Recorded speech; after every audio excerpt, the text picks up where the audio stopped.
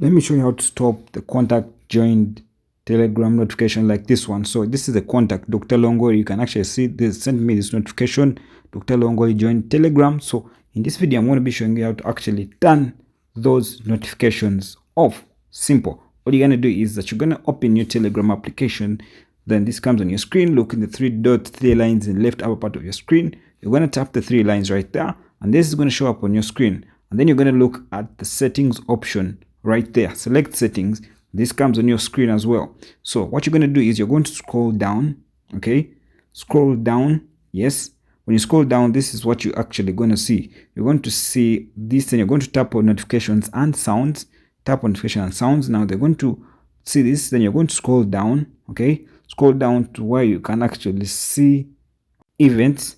And then you can actually see the contact join Telegram. It's actually now toggled on. What you're going to do is that you're actually going to turn it off like that. So when you turn it off and one of your contacts joins Telegram, you won't receive that notification anymore. Consider subscribing if you pick value in this video. See you next time.